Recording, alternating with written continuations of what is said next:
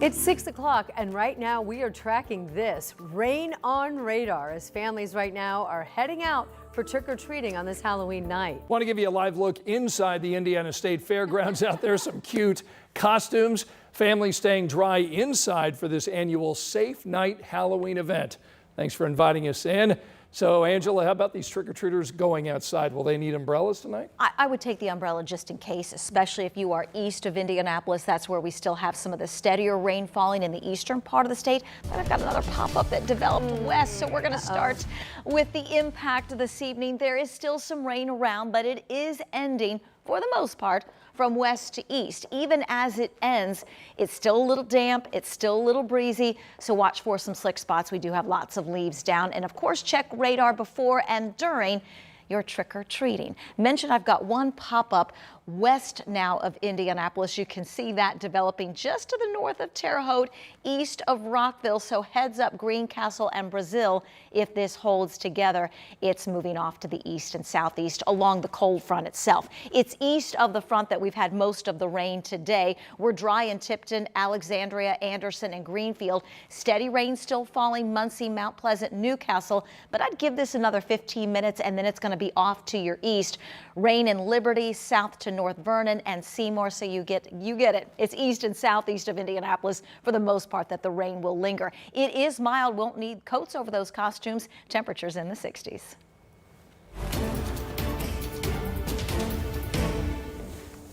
Thank you, Angela. Now to the Delphi murders trial, where it was just late this afternoon that the prosecution rested its case and the defense stepped up, calling its first witness. But much of the day, jurors heard recordings of Richard Allen's alleged confessions, telling family members that he killed Libby German and Abby Williams back in 2017. Our senior investigative reporter Bob Siegel and Emily Longnecker were in court today and heard those recorded calls. So tell us what they heard.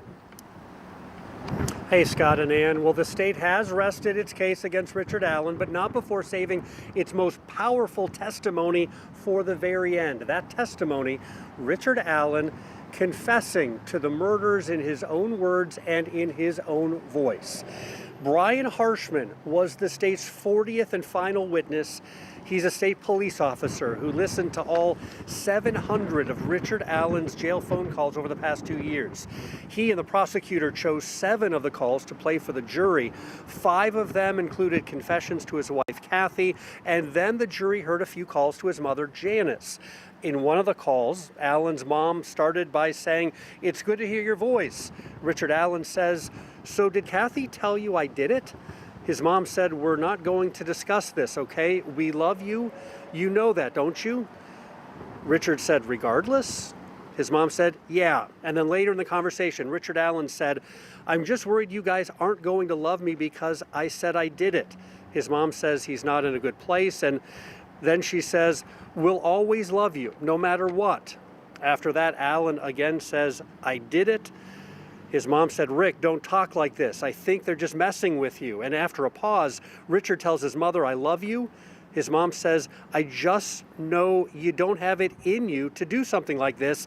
And at that point, Richard Allen says, "Mom, why would I tell you I did it if I didn't?" The defense says Allen's state of mind during the confessions is an issue because a prison psychologist diagnosed him as having a serious mental disorder. But during most of the calls, the confessions, Allen seemed very relaxed. Harshman described his demeanor during the recorded confessions as calm, subdued, and solemn. And when prosecutor Nick McLeland asked Harshman if he recognized the voice of the bridge guy on the now famous Down the Hill video that Libby German captured on her cell phone just before the murders, Harshman said he did. He looked right at the defendant and said, "It's the voice of Richard Allen."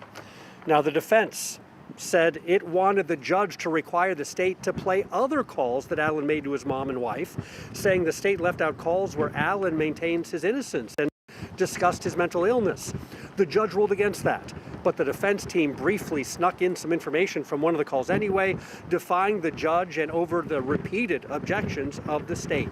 And then we got to hear about this surprise video, a video that most people didn't even know existed until today. Emily? Right, and the defense didn't know it existed. They had to go take a break and watch it, if you remember, when we all recessed for a little bit. This video apparently shows Richard Allen in the Cass County Jail. We know he continues to be monitored, and Master Sergeant Brian Harshman talked about what he says is in that video. He says it shows Allen screaming loudly, swearing, being irate, and telling the guards that he was going to kill them. The defense argued that this video was not relevant, and it turns out that Judge Gall agreed with them. So the jury did not get a chance to see this video, but they did get a chance to hear the details of what's in it before they were dismissed. And then briefly, the state got its turn to start presenting its side of the case, and it started presenting its first witnesses. Yeah, we heard from two witnesses today, two women. One woman who says that she was on the bridge that day during that afternoon and took some pictures, and then a second witness that lives across the creek from where the girls' bodies were found. She lives near that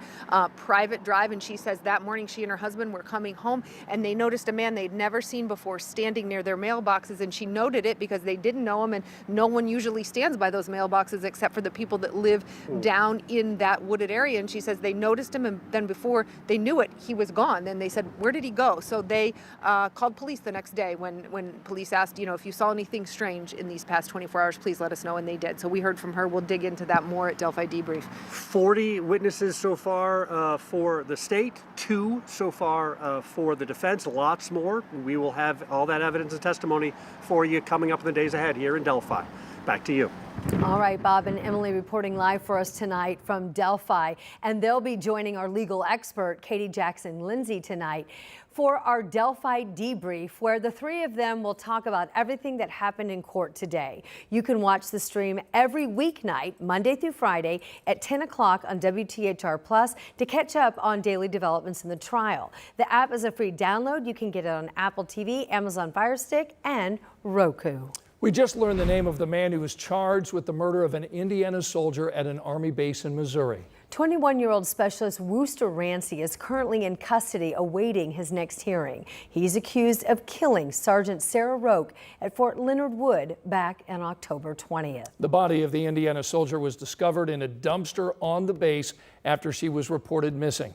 The Army tells us the suspect is originally from Florida and served as a combat engineer in the same battalion as Sergeant Roque. Tonight we're hearing from two families who are suing the city of Indianapolis and Metro Police for what they call wrongful deaths of two men. They were both killed by police in separate shootings last year. Our Samantha Johnson joins us live in studio tonight to break down what we've learned. Sam? Well, these lawsuits are pretty similar, and they both claim that these officers acted with, quote, reckless indifference to the rights of others. And now they're asking for damages to be paid out to the families and for a trial by jury in both cases. Now, this first shooting happened about a year ago. Darcel Edwards was killed near 25th and Columbia Avenue after taking off from a traffic stop, crashing his car, and claiming to have a medical emergency in a tree. In the lawsuit, lawyers say he was shot in the back and was not a threat to officers. The second shooting happened in November when Leandre Houston was killed by police near 38th and Shadeland. According to police, he was a passenger in a car during a chase. Houston allegedly got out of the car and ran when police say he reached for something in his waistband and an officer shot him. Today, we heard from family members of both men who say now they're just asking for justice. We just want them to be held accountable because they're changing lives drastically. And I want justice for my son because he didn't deserve to be shot out of a tree like a dog. If it was a cat in the tree, they would have called the fire department.